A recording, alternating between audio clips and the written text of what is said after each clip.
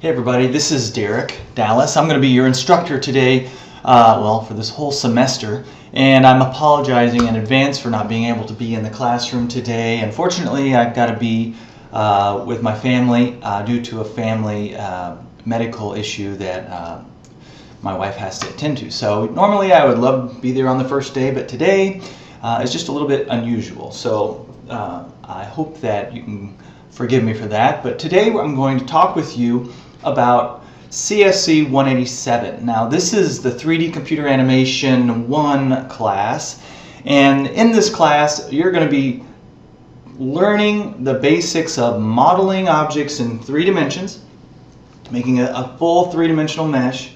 You're going to be learning about the digital lighting techniques, how you take that 3-dimensional object and how you light it so that you have proper lighting so that you can actually see the object's form. You're going to learn about creating shader networks and textures so that that 3-dimensional object that you created actually has a surface that looks like metal or chrome or plastic or chalkboard or whatever it is that you're making. And in this semester, I haven't done this before, but something new that I'm planning on doing is showing you a couple things.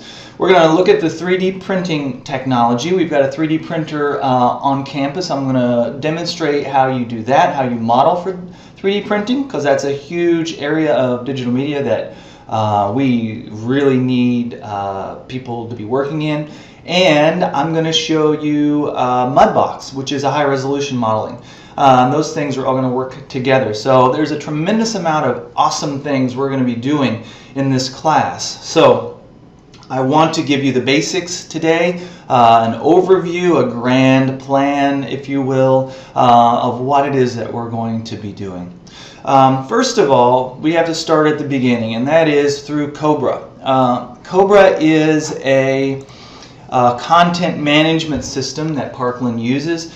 And when you go to your Cobra page, you're going to see some basic things. In your page, it's going to have a list of the classes that you're taking for fall, and in that you will have a link to my class, the CSC187 class. So for instance, on my page, I don't know what yours looks like per se, but you'll have a link to these different classes. And so for fall 2014, I'm going to click on that, and it's going to bring up a basic page. If you go to the content page is going to give you just a quick little overview element here. Now for Cobra, I am using Cobra for basically posting your grades on the assignments and on the projects that we have in class. So everything that we do from a day-to-day basis or from the bigger projects, I'm going to be grading those. I'm going to post comments on each project to you so that you can read what my thoughts were and how to improve the project, what was good about it, what needed work, and that will all be accessible to you through Cobra. You should always be able to see your grade in Cobra and what your current standing is in the class. You should be able to see what you got on every single project and assignment, and where you might be missing something. So you should never have to wonder what is my grade, because it should always be posted for you when you go to Cobra. If for some reason it isn't, then you need to let me know, because there must be something that I need to change or switch or something, or maybe there's something you need to click, and we'll make sure we fix that. But when you go to Cobra, go to the content area and go to the overviews tab, and then you can see a little bit of information here. Now I have my own URL. It's called www.derekrdallas.com. Derek, D-E-R-E-K-R, Dallas, D-A-L-L-A-S.com, and that will take you to my home page if you want. I have a couple different ways to get to it. I also have that linked through my CSIT Parkland server here, but this is what you should get to. Now, if you are in my other classes, you'll see that here I have links to all of the classes that I teach, and then some other blogs and stuff like that I have. And from here you can get to CSC187, the content there as well.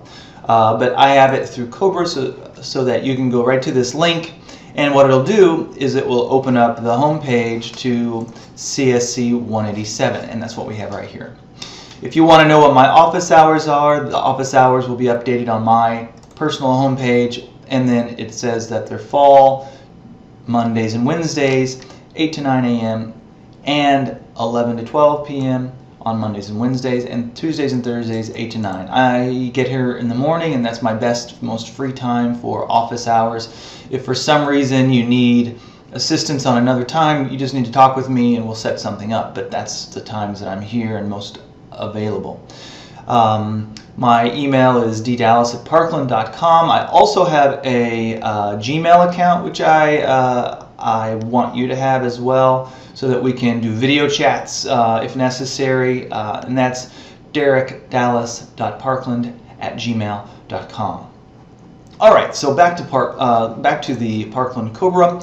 If we go here and we go to the Parkland, or we go to the 187 web page here, I do want to make sure we have this information. You know how to reach me. So you can reach me in my office, B136, and that is kind of on the, if you look at the campus, it's the southeast corners.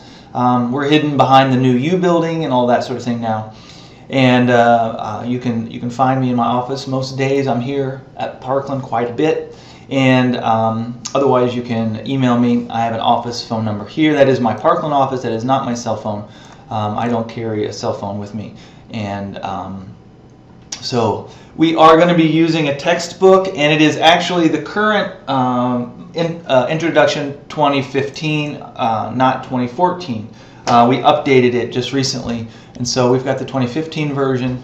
And with that, there are lots of things that you can access by going to the Maya help tutorials, and we'll talk more about that in class. So there's lots of tutorials that we'll be using to learn Maya, that you can learn it on your own and review that sort of stuff through the tutorials, in addition to what we do in the classroom. So on the left-hand side here, I got some navigation, and I've got the course syllabus here, which I'm going to be going through with you today. And I have the course schedule laid out, and this is the plan to which I believe I will be following for the semester. And it'll stay close to this on the dates that I have posted, and these are the topics for that day. Depending on what's going on in life or weather, you know, some of these things will change, and maybe I feel like we need to spend more time on a certain topic, and I'll change that. So this is a tentative schedule, and this is my basic idea as far as I can tell on the, you know, before school starts and before things roll along. So this will fluctuate as we go, but this is what I'm planning on doing. And so this is what we'll be looking at. All of these are links, and I will be posting videos like this video will be posted over here in my teaching videos. The course introduction will be added after I make it. And any videos that I'm doing, I'm also going to be creating here for video lectures. I'm hoping to have all of the lectures on video by the end of the semester, and that's my goal. And hopefully I can do that. So anyway, I want to get started by looking at the syllabus for the class, so that you know basically how things are going to be set up. Kind of a syllabus is our contract, kind of what it is that we're going to be doing, kind of what I'm expecting of you, what you can expect of me, and those kind of things. So I'm going to go through it again. You can read this on your own. And it is important. It is important that you understand these things. I'm going to open it up in a new browser so I can have the full size of that. Oh, I guess it's not going to let me. So I'm going to open it up and so that we can see it. So here's what we're going to do. Again, here's the basics. So I'm going to go through this today with you. So let's get started. Again, my office is in B136, and B136 again is in the southeast corner of campus. Here's my phone number for you to give me a call, and you can leave a message. I'll call you back as soon as I can. My office hours are here. Clicking on this link will take you to my homepage. And so this is a series of this is the first in a series of 3 different courses in digital media and 3D computer animation. This is going to introduce you to the artistic elements and the technical elements associated with 3D computer animated generating objects using the software known as Maya. Now what's great about this is that we're not teaching this in a way that is so necessarily specific to one product, the Autodesk product, but these techniques are applicable to lots of, all of these are 3D computer animation kind of standard techniques. We'll use the terminology of components, we'll use the proper techniques, and whether you use 3D Studio Max or whether you use Softimage, whether you use Blender, these techniques are going to be kind of universal. We do use Maya in the classroom. It is a standard in the movie industry, it is a standard in animation. A lot of the schools that you are maybe Animation Mentor and other schools, you use this same software for animation. And so you can be assured that you're learning the industry standard software. So that is a great thing here. Things that we're going to be talking about, and it's important that you understand that this is not a computer class per se. We use the computer as a tool, but we are an art-focused curriculum, an art-focused program. We talk about artistic techniques, composition, light, shade, not to mention just the polygonal modeling technique. So in this class we focus on art, and so make sure that you understand that when you show your work is going to be critiqued based on artistic techniques, on the composition, on lighting, on your thoughtful way that you put things to move the eye around the imagery or the canvas.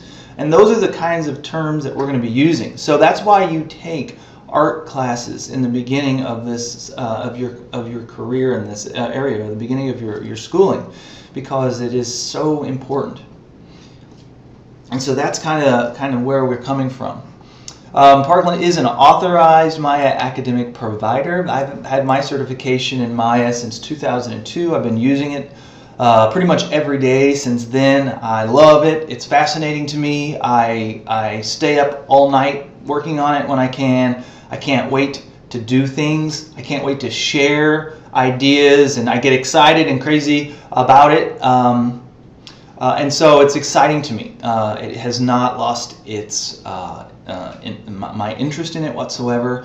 I'm fascinated with just the basic things, lights and shadows, and I love the challenge of creating things. And now with 3D with 3D printing, I'm even more excited because now I can take the object that I just designed in the computer and print it out. For instance, I have a 3D character, and this is a print of that little 3D character that I made. And so I can now, it's like a little pet, you know, it's like a little something that I made that is now a real object. I can show this. So to me, that's amazing. And so anyway, it's a little geeky, but it's kind of true. And so in this class, we're going to be using the Introducing Maya 2015 book. So it looks something like this. It's not the 14. Just a couple days ago it was the 14, and now it's the 2015 book. And these are available in our Parkland bookstore. You can get a used one. We will be having assignments out of that book. So yes, you do need to have one, or I don't care if you own it, you can borrow one. Whatever, you're still going to be working out of that. Again, everything that we do will be, everything that we're doing is coming out of that book, or I'm going to demo it in class and we're going to do it together, or we're going to go to the Instant Maya lessons here, and the Instant Maya lessons are available by following this link. And when you click on this link, you'll look to a page like this, and it has all kinds of tutorials based on the topics, and these are the things that are assigned, and these are actually in on your schedule, and we'll get to that in just a minute. So when we come back here, I'm going to keep on going. So there, that's the book. That's the Instant Mile lesson. And so here's how we're going to be doing things. This class is based on basically a format of lectures and discussions and studio and critique. So what that means is you're going to be coming to class. I begin the class with lecture. I try to keep it between a half an hour and 45 minutes. Sometimes it goes longer, sometimes it goes much shorter. And then we're going to go into lab, and we'll take a break. And then we're going to go into a lab time where you will actually work with Maya. And I will be demonstrating things in lab, or you'll be working on your projects. And so I try to have a lot of studio time so that I can see what you're doing. I can give you input on maybe the technique that you're using or a better way to do something. I can see every single class period the progress that you've made, and to me that's really important. Right now, as you are learning, you're going to start out by making lots of mistakes. You're going to do things in a crazy, inefficient manner. You won't really know that that's happening. You're just going to be trying to do stuff. But what's going to happen, I want to be able to show you a faster, more efficient technique that might make life easier for you. Because sometimes it's very difficult to fix the mistakes later on. If we get too deep into them, things are building on one another. You make a mistake at this level, and then half an hour later, you've built off that mistake. And then to try to fix that, it can be very difficult. And so I like to watch and see how everyone's doing it. I don't want to get in your way, but I want to help you avoid some pitfalls. Sometimes you need to experience things firsthand in order to understand the significance of the other way to do it, which makes life easier. You can appreciate it. Anyway, so lab time is very important. Being in class is very important. Having me with you there, looking at what you're doing is important. It's not supposed to be scary. It's supposed to be great. It's supposed to be helpful. It's supposed to be a great interrelationship and interaction with you and I and other students in the class. So open yourself up to showing people what you're doing. It's really important. Be open. Be open to getting comments made and looking and showing, because you're going to learn from that. If you hide in the corner and you don't show anything, it's going to be far less of a growth experience for you. And this is what all this is. You're growing. Sometimes it's difficult. Sometimes it's fun. Sometimes it's embarrassing. But it doesn't need to be. It doesn't need to be a negative experience. It's supposed to be beneficial, and helpful. And so I hope that's clear. So when we come to class, I want everyone to love being in class. I want everyone to want to be there and to want to get every single ounce of information and knowledge and wisdom that you can get out of the classroom. That would make being a teacher and having a classroom exciting for both of us. The people who ask questions and who are interested in better ways to do things or just working on something and come to class prepared, they do great work. They go on to do great work. They get jobs and they do amazing things. And so keep that in mind as you are working. It's about attitude. It's about having and wanting better things. Basically, you got to go in with an attitude of, like, I'm gonna.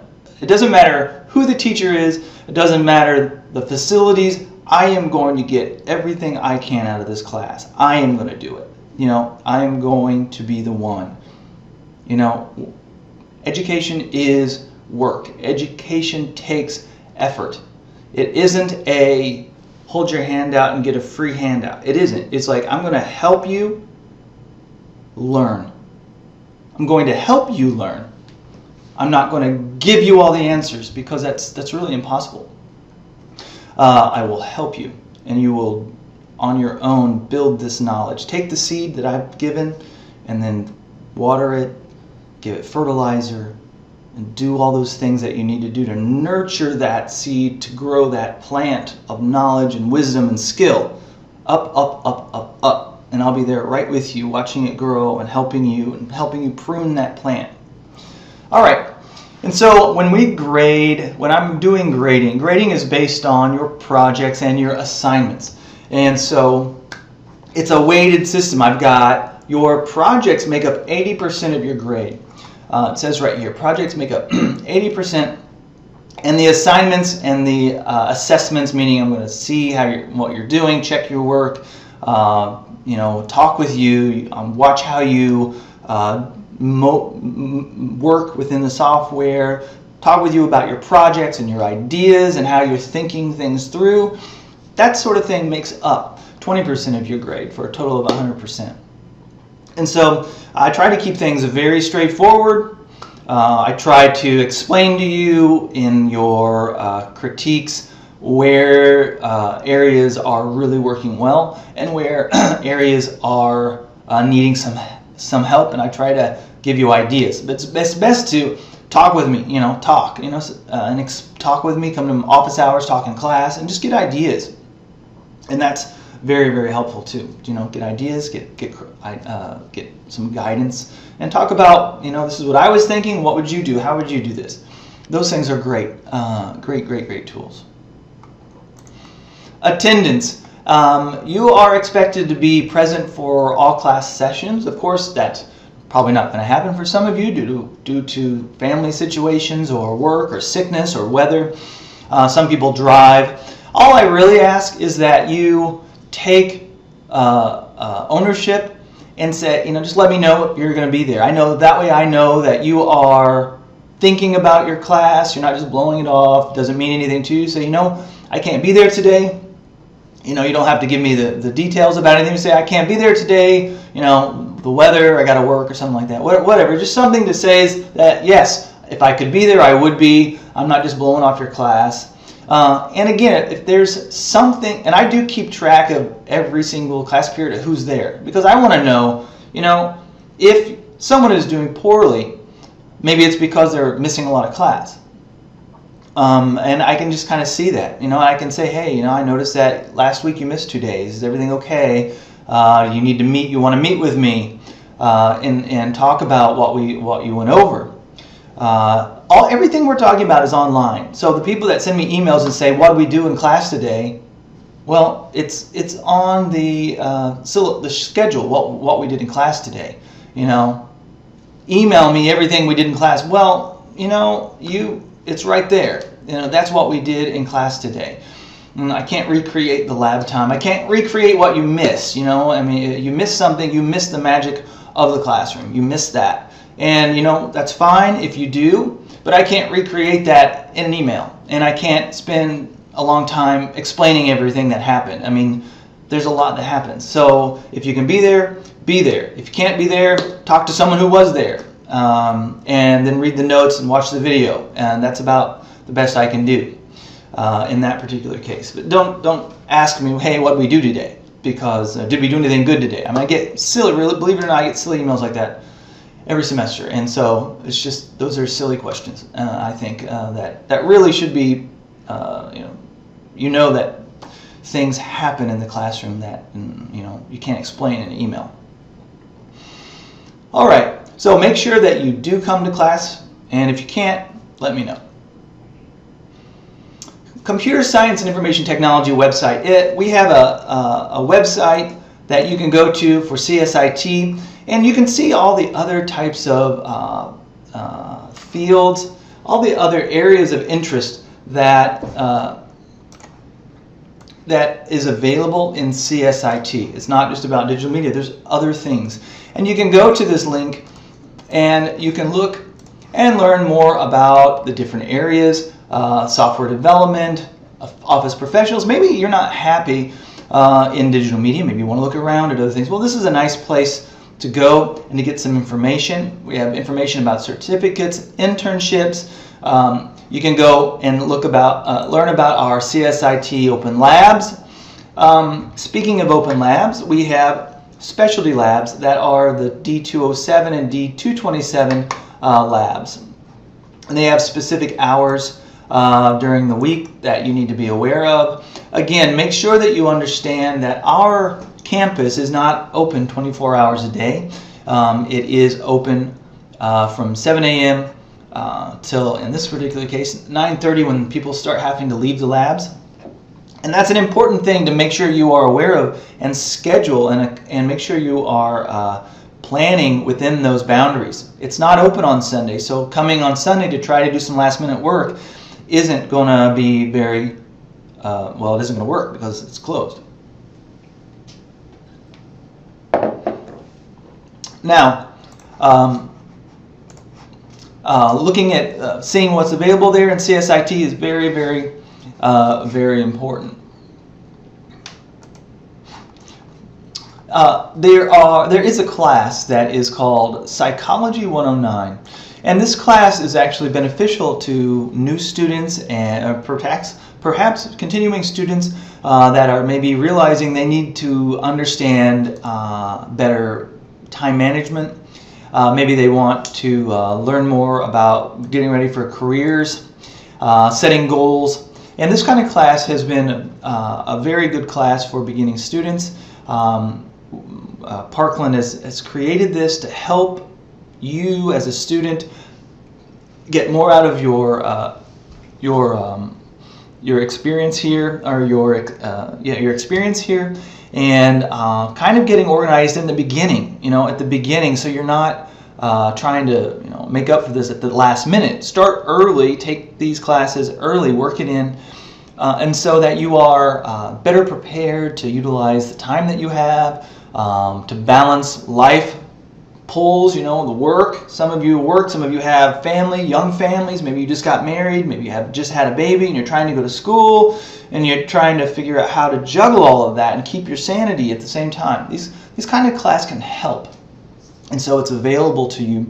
One of the things that's important about communication is using the emails that don't get lost, using something that makes sure that it's I emailed you Friday all my assignments, and it's a week later and I haven't seen anything, I haven't heard from you. So if you email me and you don't get a response within the end of the day or the next morning or something, follow up on that, because perhaps I didn't get your email. Use the Cobra system. I'm going to go back to Cobra here.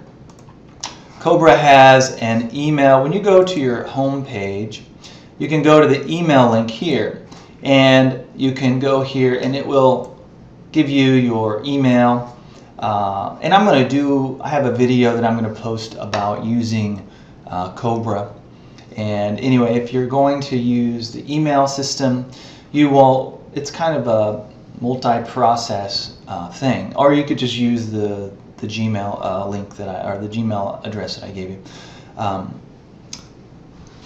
If you want to use this email, you will go to Compose.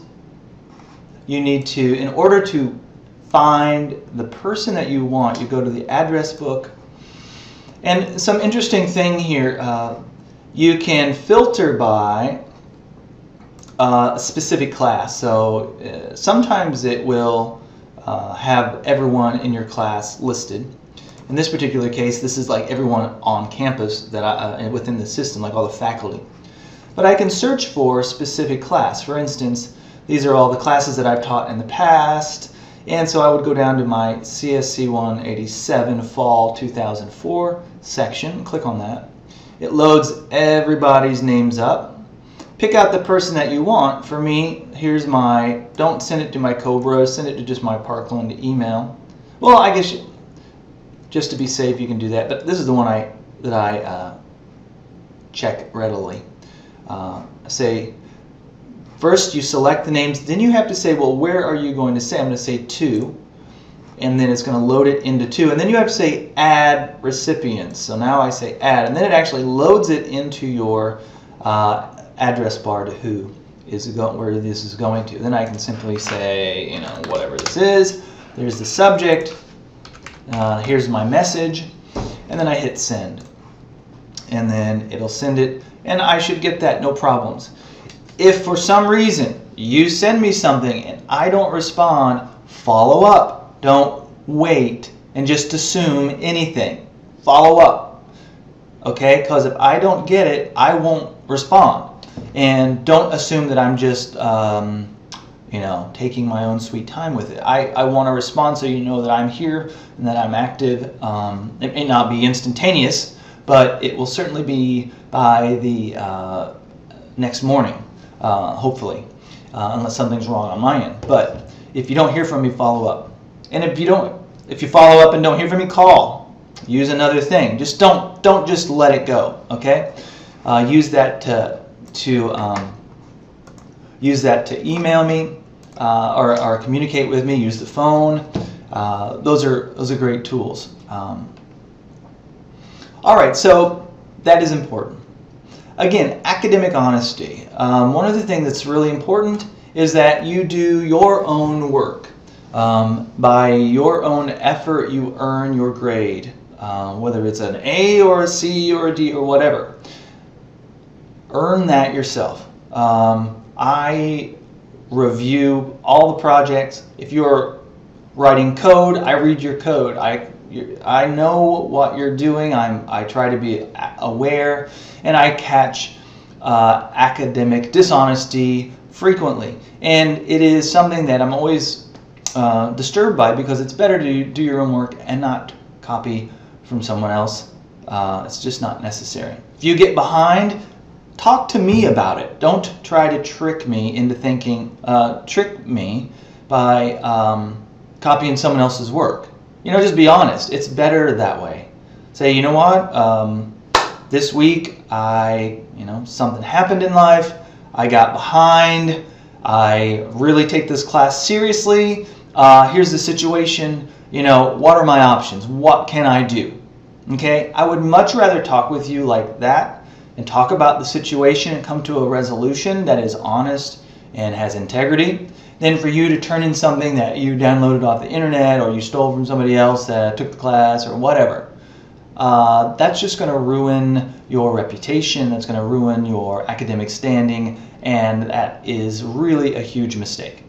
And so I don't like to start off the semester talking about all these negative things, but these are the things you've got to think about. These are the choices that you will make as a student and as a professional in every field. Okay? So make the right choice. Be open and honest. Talk about life. Talk about situations, and come to a resolution. Maybe it won't be the best. Maybe you won't like the resolution. Maybe the compromise, or maybe there isn't a compromise. Maybe the truth is that the consequence of that situation is the grade, a D or an F or a 0. That might be a consequence, but at least you earned it honestly. If you decide that this class isn't for you, if you decide that, or if something comes up in life and you can't make it, make sure that you withdraw yourself from the class. If you are not active within the first few weeks of class, I will withdraw you. If your attendance, if you don't attend, if you only attend a couple times, if you just kind of fade away, I will talk with you and see if there's a problem. However, if you just disappear in the middle of the semester and just decide you don't want to come back, you're still on my roster, and you will still be getting grades of 0s, and they will calculate it into the end, and you will fail the class. And that will be on your permanent record. So make sure that you are mindful of that. Don't be like, oh, I'm going to drop that class. I dropped that the second week or the third week. Because you might, and that goes for all classes, and not just mine. And so, if you, whatever reason, life happens and you can't get through, make sure you take the time to, don't just forget about it and just withdraw from it first, then forget about it. We do have an Office of Disability Services. They've recently moved to our new Student Services building. That's called the U building, and they are in U260. And the head of that area is Kathy Robinson. And so if you believe that you have a an issue, a disability issue where you need services that they provide, don't hesitate to go up there. They're great people. They care about you. They want you to come in and see them so that you can have the best experience here at Parkland that you can have.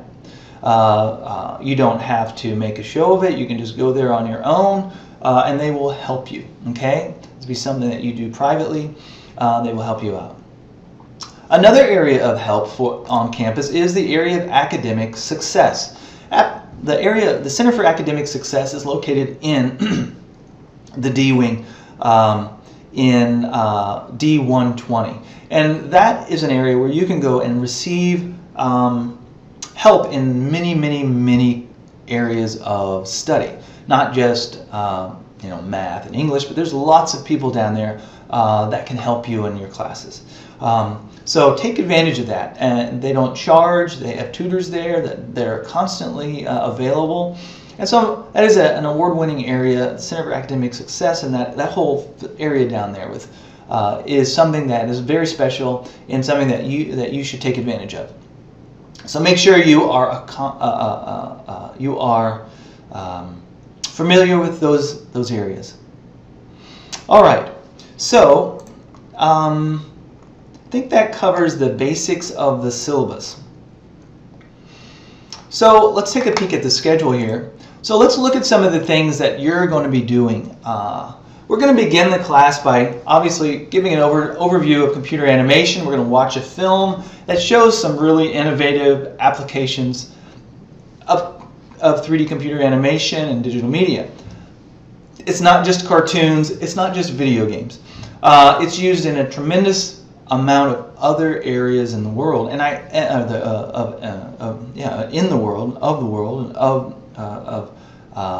it's something that I want you to consider. Look at all of the applications, or many of the applications of this skill. It isn't one thing, all right? It is broad. It has many areas of expertise. You don't have to just be using it for one thing. Many people come into this program excited about game design, excited about games. They say, I play games all the time, I love games, therefore I need to make them. Well, that's not necessarily true. I love cars, I like drums, I like lots of things. I don't necessarily want to make them. Sure, I can appreciate the object, a drum set for instance, or cymbals. Do I want to hammer out the metal? Not really. Do I want to lathe them? No. Do I want to polish them? I don't mind that. But there's a whole different element of playing and making and all of that sort of thing. However, there are lots of applications of this skill, computer animation. This is just what we do, is just scratching the surface. And as you become more comfortable with it, and you become, you find out that you really like it, look into the other areas of application. That's what I want you to do. I'm going to try to open your eyes to lots of different things, but you gotta, I say, broaden your horizons a little bit and think about what is it that I really like, and then start focusing in those areas, and I think that's really important. All right, so we're gonna begin by talking about the fundamentals of Maya. How do we move around the 3D space, moving the camera, setting up things that make life a little bit easier, and understanding how to look at an object from the different orthographic cameras and perspective cameras. And so we'll begin with that. We're going to be looking at modeling basics. What is a polygon? What are the parts, the components of a polygon, and how do we change those components to build and create an object? How do we take a cube and make a chair or a window or a car out of it? An airplane, a spaceship, a lightsaber, whatever it is. How do we do that? And we're going to talk about those things. So we'll start out with polygonal modeling, which is the basis of most of what you'll be doing. And so we'll talk about modeling techniques. We're going to talk about visual literacy and camera basics and camera composition, because you're going to be making an image. You're going to be a digital photographer, a cinematographer. You've got to think like they think. What makes a good composition? You see this idea of, making a composition, lining things up. What's interesting about this shot? And making your composition interesting. It's not just, I build something, I step back, and I take a picture of it. No, it's go in and find an interesting feature about it that opens up, creates a mood or an emotional response, or allows us to see something in a different way. We want you to have the ability to create compositions that emote something, a mood, fear, wonder, isolation, constriction, those kind of things are very important. You want an active scene, a static scene, balanced scene, an unbalanced scene, those kind of things. Those are really, really, really important skills, and that's part of what we're doing. We're going to talk about rendering and light, and how does the computer calculate each individual light and the way it's shining on objects and the surface features of that object and the shadows, and how you create all those things and the attributes of all of those things. It's just a ridiculously amazing amount of attributes for everything, and it's amazing. It's like creation. I mean, if you can imagine creating an entire world and all of the details that go into it, that's 3D computer animation. You are the creator. You create your version of the world. And sometimes it's crazy and weird, and sometimes it's amazing and has this depth and atmosphere. And you can do that, and it's fascinating. We're going to look at lighting effects. We're going to talk about organic asymmetry. What does that mean? Our project is about organic asymmetry, creating these interesting organic, plant-like, creature-like, abstract objects with amazing surface features and color. And we're going to be creating that in our second project. And then we're going to be looking at actually creating realistic types of objects. So objects in the real world, like how would you model this pen? How would you model this pen? Think, oh, a pen, that's super easy. Well, really, it's not, because all of these parts have surface attributes. They have light attributes. They have material types and scratches and the shape. This isn't just a cylinder. It's got a form. It shrinks down. All of these little bits and creases and curves and bumps and just the way there's nothing that is super easy. I tried to model a pencil, and you start breaking it down into all the different parts, and you're just like, gee whiz, is there anything easy? Not really. To get it right, it takes a lot of time and study and measuring and really just observation. And so your last project is a realization project, where you study and you look at real world things and try to recreate it in the computer with its proper proportions, the proper parts of the object, the proper material types, the proper rendering, so it looks like it's sitting on a tabletop or on a counter or on the ground. And so it's just, in the end, you want to have something that looks like some professional photographer took a picture of your iPhone or something like that. I mean, that's what we're going for. It looks like something you could see in a magazine that's for sale. And so that's how we're going to end. So we're going to be looking at Mudbox. We're going to be looking at how that works. There's just a tremendous amount of things that we're going to be talking about. It's so exciting and so fascinating, and I hope you feel that way. So we'll take a look at this gallery real quick. So the first project is sorry, here's a link. I'll put this link up there, but here's a new gallery I'm working on. The first is like an interior, or is like a construction of a building. It's devoid of any humans. It's about tone, black and white values. It's about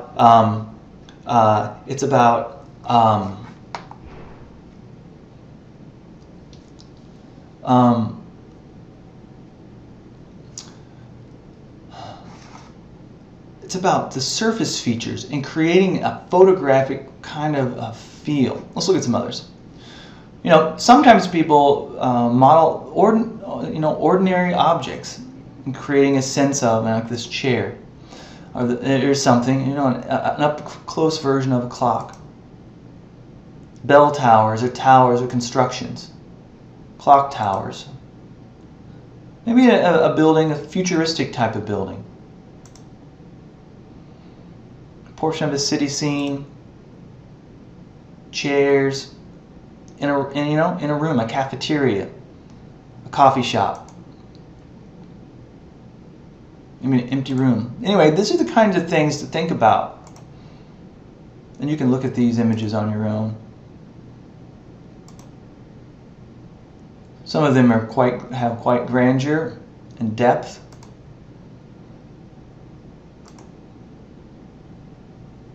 You can see that all of these have a mood, a feeling. Second project is an organic asymmetry project. Notice that we have color and texture now. And it's very much almost like looking at creatures or sci-fi or just unusual types of things. They're not meant to be anything, but yet they are something. So you're not supposed to say, oh, that's obviously a whale, whatever it is.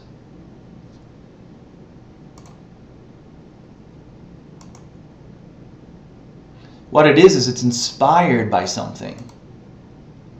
I'm not sure what. You don't have to explain it. It just needs to be visually engaging and interesting. To show that you're thinking and composing an image.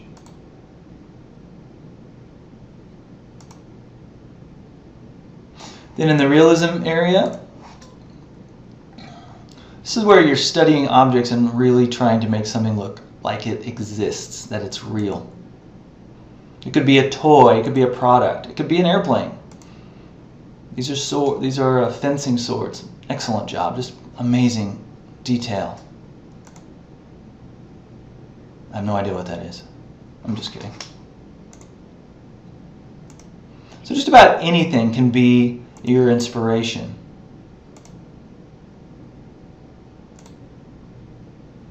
Time machines. So if you've ever wanted to create something, or if you're an inventor,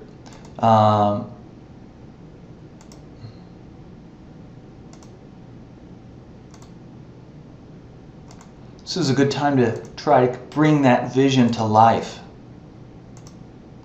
All right, so hopefully that made you excited. It makes me excited. So I'm really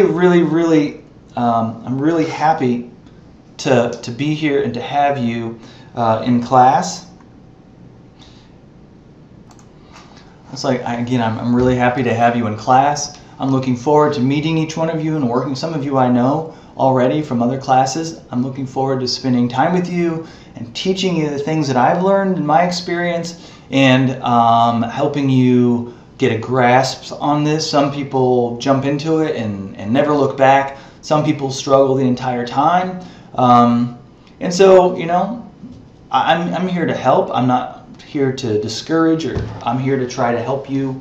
But it takes work. It's something that you have to spend lots and lots and lots of time doing. It's a craft like anything, like learning to be a sculptor, or learning to paint, or learning to play an instrument. You only get better by doing it over and over and over again. I'm a musician. I play the drums, I play the guitar. The only way I get better is to perform and to practice and to do all this stuff behind the scenes.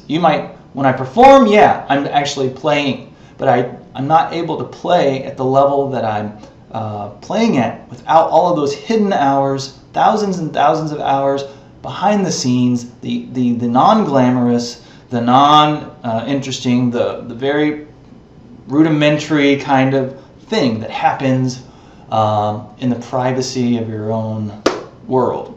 And so it's not magic, you know. I'm able to do what I do in anything based on lots and lots of hard work, lots and lots of mistakes, lots and lots of practice, none of which many people see. It's the hours between 10 o'clock at night and 2 o'clock in the morning where I am learning and honing my skills. I also get up early, 4 a.m., and sometimes work then as well, or practice something.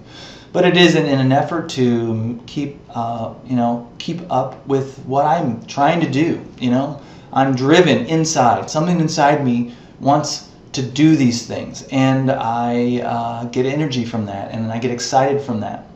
And hopefully you will. If not, we're going to learn a lot about composition. You're going to learn a lot about a very interesting field, and hopefully you'll love it. Anyway, that's the course in a nutshell. I will be back on Wednesday, and hopefully you'll be excited and ready to get started. So have a great day, everybody. It's been a pleasure talking with you, and I'll see you Wednesday.